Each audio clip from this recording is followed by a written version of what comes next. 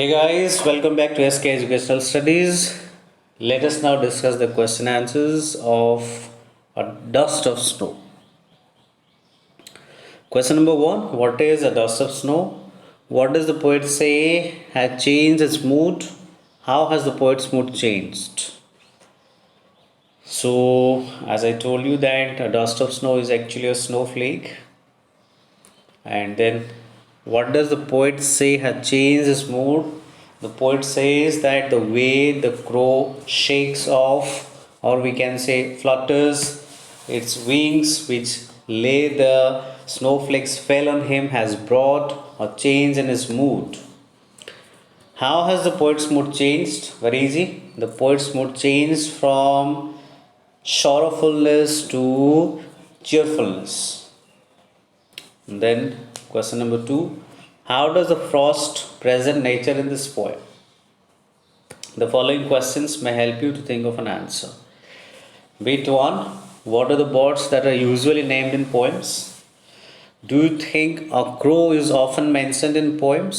What images come to mind when you think of a crow? Bit 2: again, what is a hemlock tree? Why doesn't the poet write about a more beautiful tree such as a maple or an oak or a pine? Bit 3: what do the crow and hemlock represent? Joy or sorrow? What does the dust of snow that the crow shakes off a hemlock tree stand for? Okay, let's first answer me the question of number 2. How does frost present nature in this poem? I have already discussed, told you that Frost wants to convey a very strong message that no object in the nature provides sadness. In order to prove this, he has presented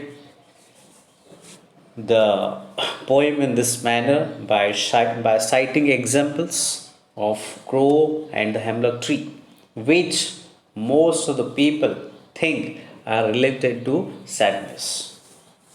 Now, beat 1: what are the birds that are usually named in poems? We have already discussed birds like sparrow, nightingale, doves, parrots. These are always mentioned or named in poems. Do you think a crow is often mentioned in poems? Often means frequently, which is not.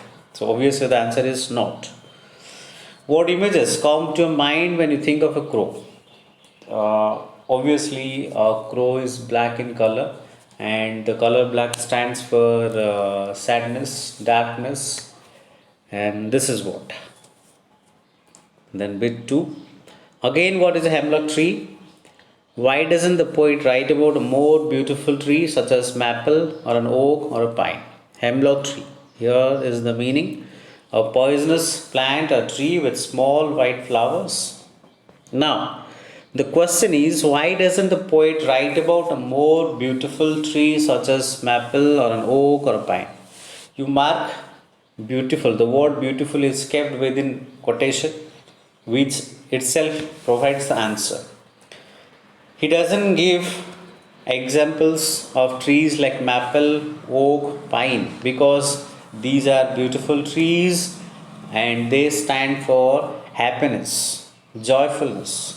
But the poet wants to signify present sorrowfulness as hemlock tree stands for it.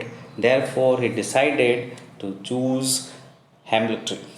But but the real meaning is that he also wants to prove that no object in the nature stands for sadness. This is why he has said it that when the crow flutters its wing and the snowflakes fell from the hemlock tree, that changed his mind from sadness to joyfulness.